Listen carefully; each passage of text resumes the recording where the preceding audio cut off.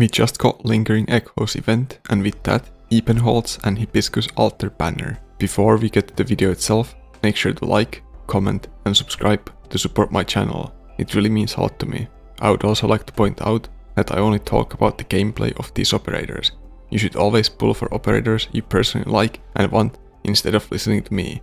I am not your dad. Waifus and husbandos are always more valuable than meta. So let's talk about the banner itself. I think this is a skip banner.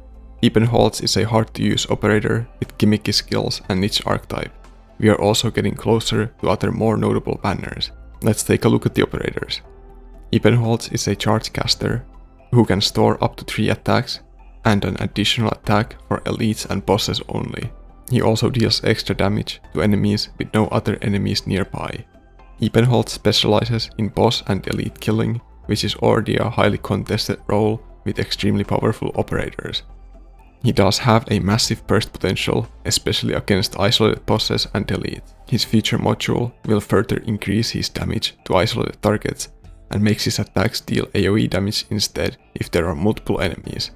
The module is great and further increases Ebenholz's strength against isolated enemies while also making him more impactful outside of killing bosses and elites. Let's move on to his skills. Ebenholz's first skill changes his range, makes him attack a lot faster and reduces his damage a bit. The range change could be used to prevent Ebenholz from using his stored attacks to wrong target, and the faster attacks let him store charges faster.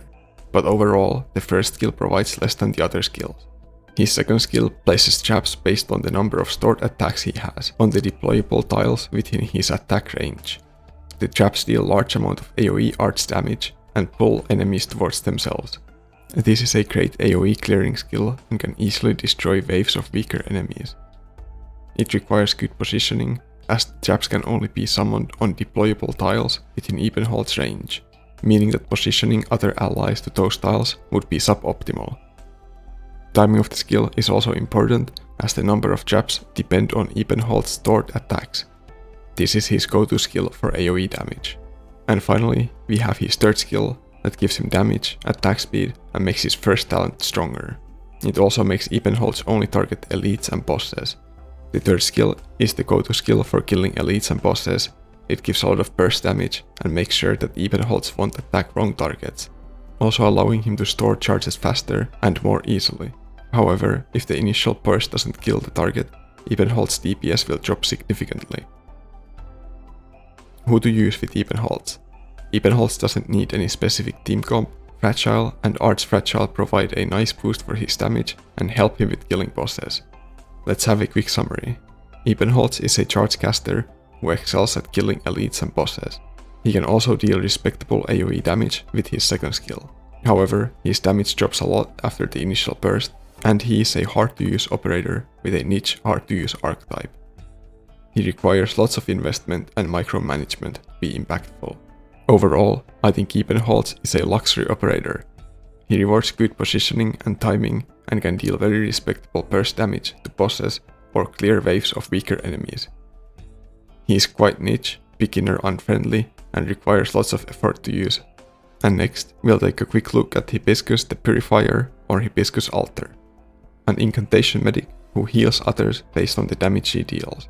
Her attacks also inflict an arch fragility effect, making the enemies she attacked take more arch damage from all sources. She is one of a kind DPS healer hybrid. Her obvious downside is that her healing is tied to her damage, making her very suboptimal against higher res enemies. She excels in stages with weak, low res enemies that don't require much healing. Let's take a quick look at her skills. Hibiscus' first skill is a simple attack up, and because her healing scales off her damage, this skill will also increase her healing. It is very easy to use, fairly high uptime skill.